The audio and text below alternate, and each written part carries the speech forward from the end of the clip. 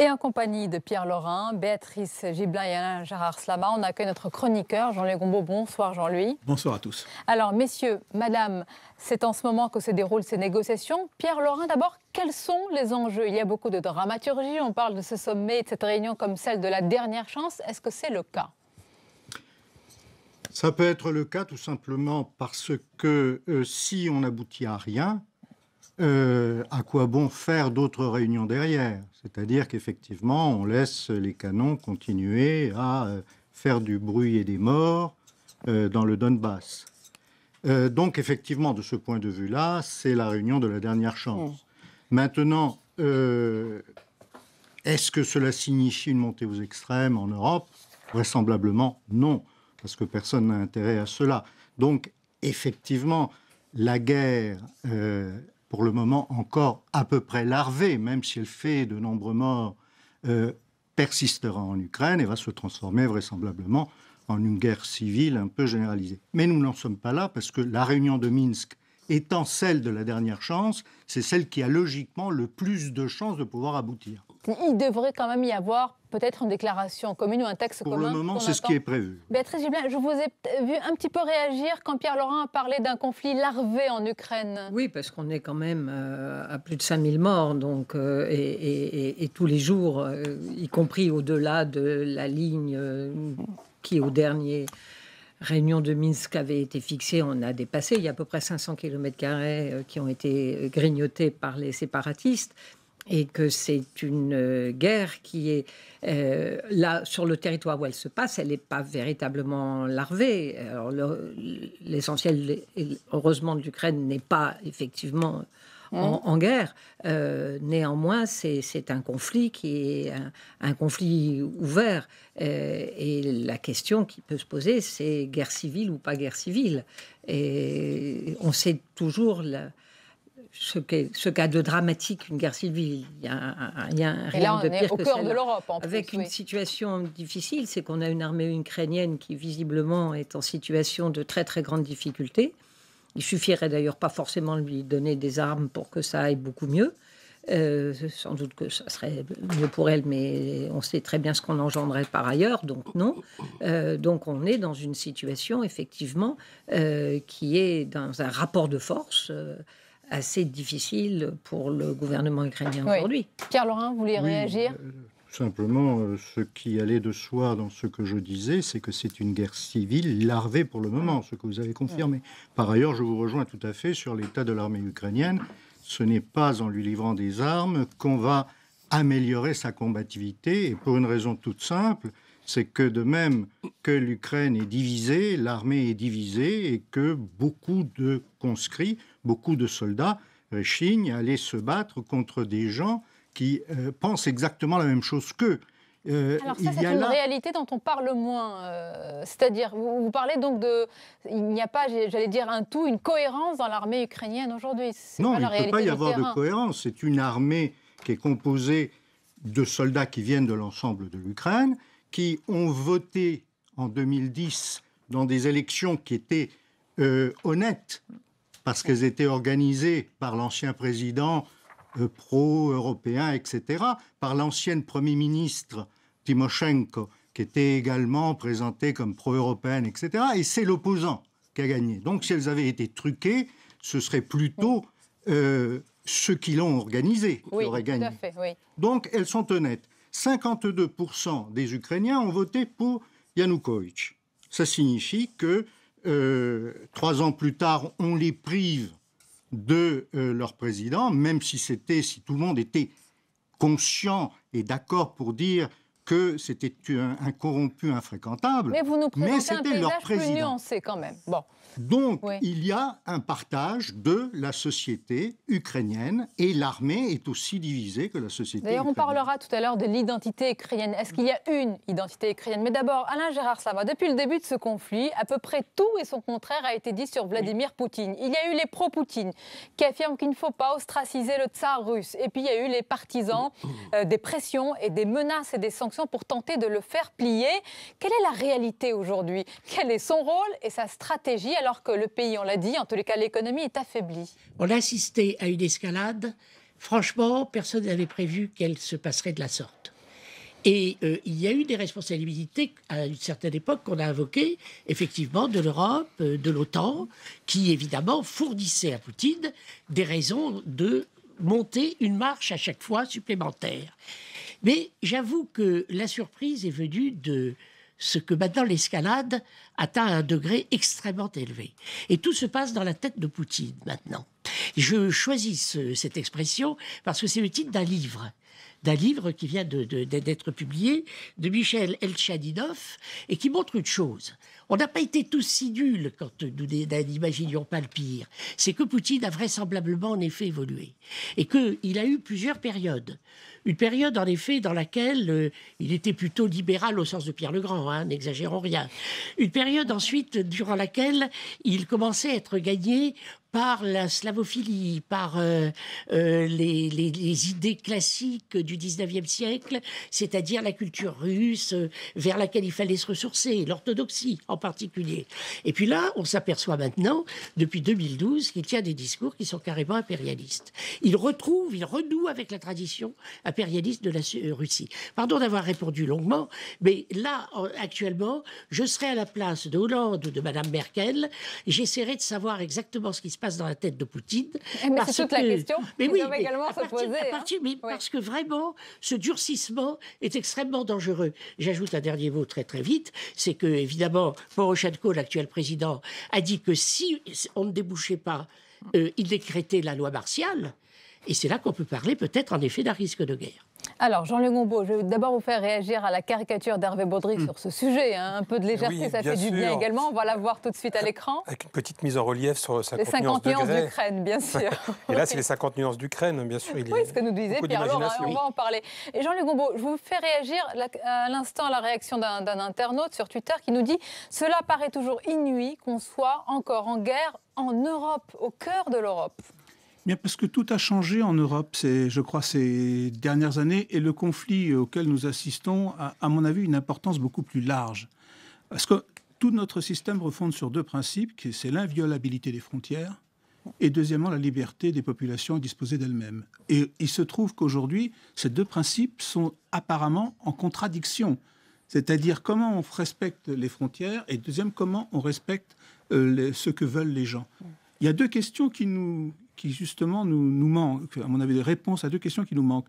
Ce que vient de dire Alain Gérard, c'est-à-dire qu'est-ce qu'il y a dans la tête de Poutine, on ne le sait pas, et que veulent les Ukrainiens de l'Est, on ne le sait pas. Qu'est-ce qu'ils veulent exactement? Que veut... Alors, c'est deux questions... Est-ce qu'ils ne veulent pas l'intégralité territoriale et la souveraineté Voilà, parce que... Or, comment peut-on savoir? Alors, qu'est-ce qu'il y a dans la tête de M. Poutine? C'est très difficile à savoir. Mais que veulent les Ukrainiens de l'Est? C'est peut-être plus facile à savoir si on le leur demandait. Parce qu'en fin de compte, c'est quand même un vrai problème. Si ces gens-là ne veulent plus vivre avec les autres, peut-être pas, je ne suis pas un spécialiste de la question, il faut quand même le respecter. Et puis alors on va nous avons le même problème en Catalogne, nous avons le même problème en Écosse, dans le Pays Basque, nous avons des problèmes de ce genre. Une différence, c'est que Londres et Madrid ne bombardent pas Édimbourg ou Barcelone. C'est une différence de taille, oui. Ça, c'est très important. Ce que veulent les rebelles de l'Est du Donbass, ils l'ont dit dès le départ. Ils ont demandé à Kiev, ceux qui parlent le plus fort, en mars, une certaine autonomie. Non, c'est ceux qui parlent le plus fort, non. En fait, vous le voyez très bien, il y a une unité dans le Donbass, la population est derrière les milices. Il n'y a pas réellement de mouvements pro-ukrainiens à l'intérieur. De toute façon, s'il y en avait, on ne l'entendrait pas, mais réellement, il n'y en a pas.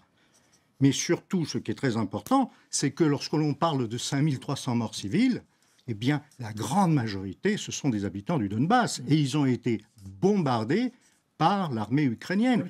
La relative autonomie a été accordée en septembre dernier, quand même. Il y avait une relative autonomie qui a été... Il n'y a pas eu, non, il n'y a pas eu d'autonomie du tout. Il y a eu la déclaration, la simple déclaration que on allait accorder l'autonomie après des négociations qui n'ont pas commencé.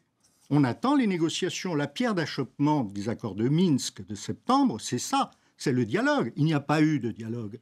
Alors comment veut-on, s'il n'y a pas de dialogue, que les canons s'arrête de Je voudrais tonner. faire réagir Béatrice Julien, ce que vous avez dit je quand serais même. Oui. plus nuancée que vous là-dessus. Je ne dirais pas que l'ensemble de la population qui se trouve dans le Donbass est unanimement derrière que vous avez appelé les rebelles. Je pense que c'est plus compliqué que ça. D'abord parce que même si les russophones sont majoritaires, néanmoins il y a aussi une population qui peut se sentir parfaitement ukrainienne tout en étant russophone. Il ne suffit pas d'être russophone pour être nécessairement... Tout à fait, je vais jusqu'au bout. Oui, Favorable pour soutenir les rebelles. Je rappelle qu'au moment du référendum de l'indépendance de l'Ukraine, le Donbass a voté très très largement à 90% ou 81% dans le cadre de Louhansk pour l'indépendance de l'Ukraine, et que ça signifie donc un certain nombre de choses. Qu'on soit en ce moment dans une situation... Ce qui me gêne un peu dans votre présentation, si vous voulez, c'est comme si toute la responsabilité était exclusivement du côté du gouvernement ukrainien, qui n'avait absolument pas respecté ni parole, ni nécessité de dialogue, et que les autres n'étaient que victimes d'une attitude ukrainienne. Je pense que c'est simplement un petit peu plus... Lorsque l'on parle de pro-russe, c'est un abus de langage. Les gens du Donbass, ce sont des Ukrainiens, et ils se sentent Ukrainiens. Mais ce sont des Ukrainiens qui ont une culture qui est liée à la Russie depuis 4 siècles. Ils ont une religion qui n'est pas la même que celle du reste de l'Ukraine. Ils sont orthodoxes traditionnels, ils ne sont ni catholiques ni uniates. Ils ont une manière de voir les choses qui est proche de celle des Russes, avec lesquels ils ont des échanges énormes. Tous les jours avant ces événements, il y avait 3 millions d'Ukrainiens qui traversaient la frontière pour aller travailler en Russie, et réciproquement. Il y a une interpénétration qui est énorme. Ils se sentent ukrainiens, mais j'en suis certain, mais ils veulent une autonomie de la même manière que dans d'autres pays, on peut se sentir britannique et revendiquer... La divergence de vos opinions montre la complexité aussi de ce conflit. Oui, je me permets... Et plus qu'une autonomie, on est dans une demande maintenant d'une fédération. Et c'est d'avoir...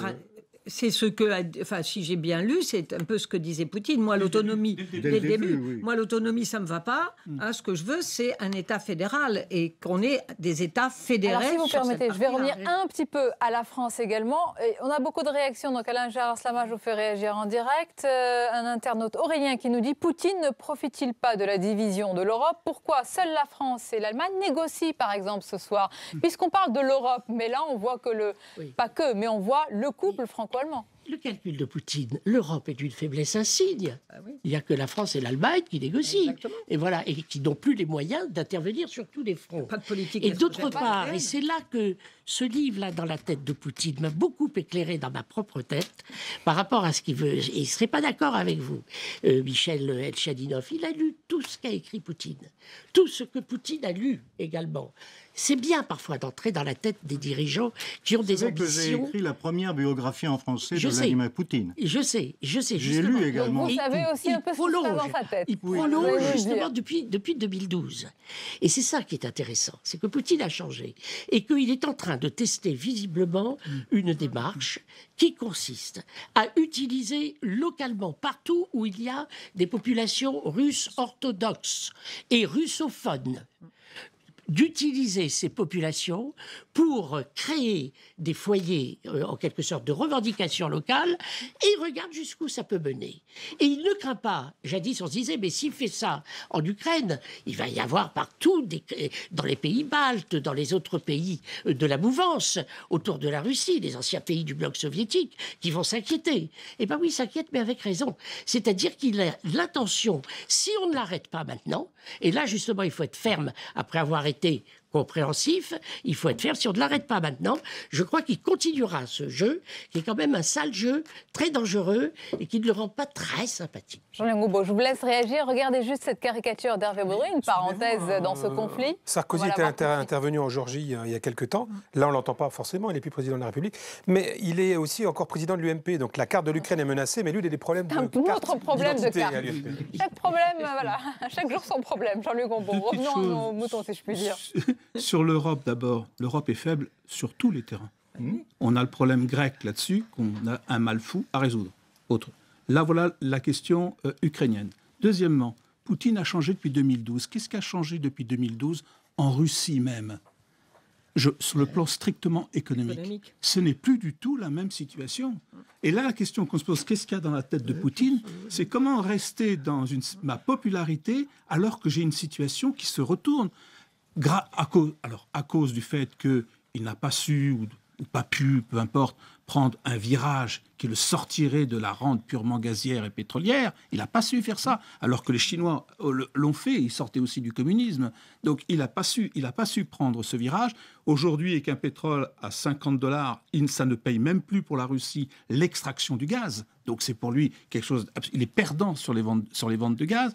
Et donc, est-ce qu'il ne cherche pas à faire croire aux Russes que la situation dans laquelle il se trouve, on parle de moins 5% de baisse du PIB pour cette année 2015. Oui, il faut réaliser. Et donc, nous avons des ennemis, c'est une tradition, là, c'est presque une tradition allemande, Carl Schmitt, je choisis mes ennemis et mes amis. Donc, et nous avons des ennemis, et c'est pour ça qu'on est là. Et donc, il est plutôt dos au mur, il est face à l'Ukraine, mais quelque part dos au mur. Béatrice Dublin puis Pierre Laurin. Oui, moi je suis assez d'accord avec vous, tout en se disant que il y a quand même la réussite de Poutine jusqu'ici, c'est d'avoir rendu les Russes de nouveau fiers de leur pays. C'est pas rien. Quand on a été c'est une grande histoire, c'est un grand peuple et ça a été une grande puissance. Il faut absolument pas l'oublier. Et que dans ce sentiment d'avoir été humilié, disons déjà à cause de la perestroïka, mais surtout dans la fin d'Helsinki, est extrêmement douloureuse. Bon. Et donc il a rendu une certaine fierté. Et pour un peuple, se sentir fier de nouveau, c'est extrêmement important. Et on est prêt à supporter quand même pas mal de choses pour quelqu'un qui vous redonne l'estime de vous-même. Peut-être lui monter un peu à la tête. Et c'est ce que je pense aussi. Et cet homme pragmatique que vous avez décrit, joueur d'échecs et de judo, eh bien, il est en train de devenir un idéologue, j'en ai peur. Il se met même à lire les romanciers. L'autre chose, il lit Gogol et Sholokov. Oui. L'autre chose qui me semble important, c'est qu'il avait aussi une stratégie qui était de ne pas être totalement côté Europe, et d'être dans cette représentation d'une Eurasie qui est un très, très vieux thème qu'on va retrouver, dans lequel on peut même retrouver une représentation qui a pu avoir, qui revient de temps en temps sur Mackinder, le Heartland par rapport au reste du monde, la Russie représentant le Heartland, et si je tiens le Heartland, je tiendrai le monde. Donc l'Eurasie est de nouveau dans ce genre de discours qui sont des représentations sans fondement, mais néanmoins, elles trouvent un écho. Donc même si elles sont fausses, il faut en tenir compte parce que ça peut avoir un écho qui peut être important à prendre en compte. Et si l'Ukraine n'est pas dans son Eurasie, c'est pas grand-chose. Donc, il a impérativement besoin, dans sa stratégie de puissance, que l'Ukraine reste accrochée, d'une certaine façon, à la Russie. D'autant plus que je finis sur cette représentation, qu'il est absolument convaincu que l'Ukraine n'est qu'une petite Russie par rapport à la Grande Russie. Donc, il n'admet pas dans son évolution, mais qui, je pense, n'est pas seulement une évolution, je pense qu'il le pense déjà depuis un moment, d'évidence, on ne peut pas la laisser partir. Ça n'a aucun sens de la laisser partir. Est-ce que c'est cela que pense Vladimir Poutine, sa stratégie, son ambition Ceux qui écrivent qu'ils peuvent se mettre dans la tête de Vladimir Poutine, j'ai également lu le livre et je l'ai trouvé très bon, mais justement, comme des pistes, comme des hypothèses. Bien sûr. Le changement impérialiste, je ne l'ai pas vu. Honnêtement, si vous lisez les textes, vous ne trouvez pas cela, parce que vous trouvez déjà les mêmes idées avant. Ce que Poutine refuse depuis très longtemps, c'est l'idée que l'Ukraine est inférieure aux autres pays. Ce qu'on essaye de montrer depuis très longtemps. Inférieure, c'est-à-dire qu'elle ne compte pas. Tous les pays ont le droit de défendre leurs intérêts, mais pas la Russie. Vous savez, la Chine coule des navires de pêche vietnamiens en mer de Chine méridionale, personne ne dit rien. On n'en entend pas parler. Vous êtes en train de dire qu'on surréagit parce que c'est la Russie de Poutine. Je crois que c'est parce que c'est la Russie de Poutine. On surréagit parce que Poutine est un exutoire, c'est quelque chose... alors qu'en fait, Poutine, c'est un président qui défend les intérêts de son pays et il les défend relativement bien. Écoutez, les intérêts de ce pays, ils étaient très simples. Il y avait dans l'est de l'Ukraine 3000 usines qui employaient 3,5 millions de salariés qui fabriquaient des pièces de composants pour l'industrie russe, essentiellement l'industrie militaire. Ce que l'on ne sait pas, par exemple, c'est qu'il y avait une entreprise à Dniepropetrovsk qui s'appelle Yushmash, qui fabriquait jadis, à l'époque soviétique, les missiles qui constituent aujourd'hui la masse principale de la force de dissuasion soviétique. Ces missiles, fabriqués en Ukraine, sont toujours entretenus, ou du moins jusqu'à dernièrement étaient toujours entretenus, modernisés, par des experts ukrainiens. Les principaux fabricants de moteurs pour les bateaux russes sont ukrainiens. Les principaux fabricants de moteurs pour les hélicoptères russes sont bien présents. Ah oui, voilà. C'était très clair. Alors la réponse d'Alain Gérard Sama sur ce point. Très vite, les discours impérialistes prennent la forme de l'anti-occidentalisme, très virulent. Très virulent. Là, mais bon, on va pas se mettre là-dessus. Et l'autre chose qui va dans votre sens... On peut dire que chacun s'est répondu, hein, parce que du côté des bien sûr. Occidentaux Non, mais c'est très important oui. de dire ça.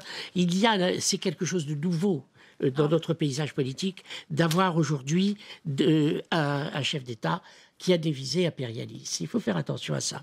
Et puis l'autre élément, c'est évidemment les ports, Odessa, etc., reconquérir la Crimée, l'accès à la mer. C'est aussi important. Ça va dans votre sens, d'ailleurs. Ça. La Crimée, ça y est, c'est fait. Odessa, oui. Il n'y a aucun intérêt. Mais avoir un passage vers la Crimée. Alors là, il faut qu'il conquiert l'ensemble du sud de l'Ukraine, pas seulement... On va faire la carte chaque détail, mais il y a une question importante. Je voudrais vous faire réagir. Qui me semble importante à dire, c'est...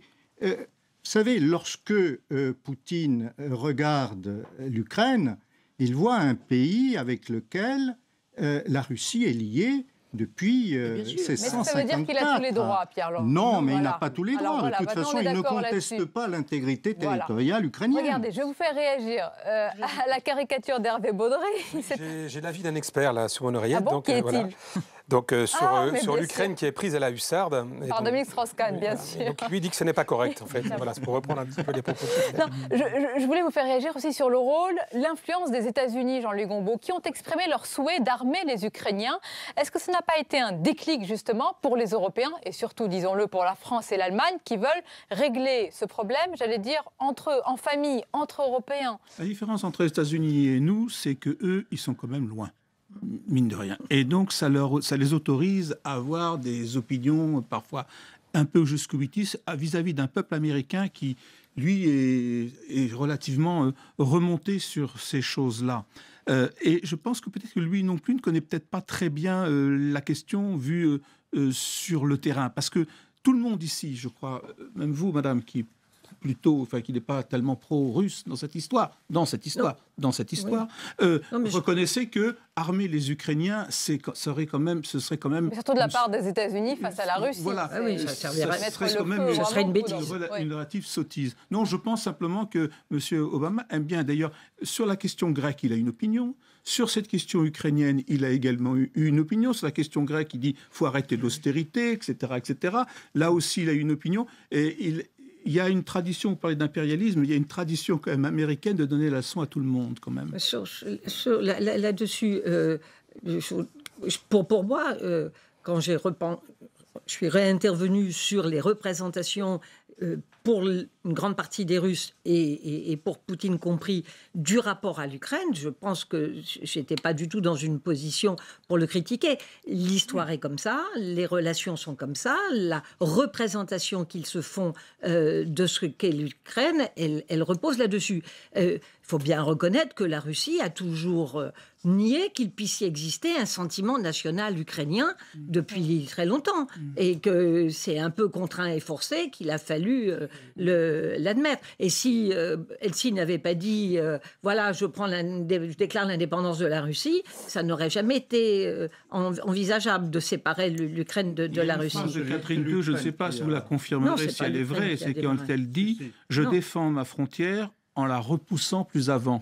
C'est toujours comme ça. Oui, donc je ne sais pas si elle est véridique, mais ça rappelle un peu Poutine. Alain Gérard Sama, je vais un petit peu revenir en France. Juste une question, par exemple, parce que François Hollande et Angela Merkel, et surtout François Hollande aussi qui négocie ce soir, est-ce que s'il y a un texte commun, s'il y a un accord, et si, on l'espère, ça se décline concrètement sur le terrain, est-ce que pour lui c'est un Graal diplomatique? Parce que François Hollande n'a jamais vraiment rompu le lien avec Vladimir Poutine. Il était allé jusqu'à Moscou, à l'aéroport, il est resté en contact avec... Quand on est très faible et qu'on a un adversaire dangereux, il est absolument évident qu'on n'a pas intérêt à faire monter les enchères. Et je suis bien d'accord sur le fait que armer davantage l'Ukraine serait stupide, d'autant plus qu'évidemment, de notre côté, Poutine aurait des arguments supplémentaires pour aller dans... Mais cela dit... À Mistral, ah bah oui, les Mistral. Donc on veut vendre notre Mistral. Les Mistral, oui. Bah, on va voir la caricature d'Hervé tout de suite. On va la revoir avec bien un amateur de confiserie, mais il pourrait offrir aussi un bon Mistral gagnant. On attend toujours la confirmation de cette livraison. Nous vendons de Rafale à l'Égypte maintenant. Donc il faut voir la politique d'armement française fonctionne bien. Et donc, comme quoi on peut mener à la fois les relations internationales et les affaires. On va peut-être conclure sur ce sujet, Pierre Laurin et Béatrice Gibelin. Selon vous maintenant, il y a encore des discussions ce soir. S'il y a un texte et un accord commun, comment est-ce qu'il peut se décliner sur le terrain? Moi, j'aimerais savoir, est-ce que vraiment Vladimir Poutine contrôle ces séparatistes pour leur dire, bah voilà, j'ai signé l'accord, donc vous arrêtez tout de suite? Non, les séparatistes sont là dans le groupe de contact. Hein. Ils sont présents.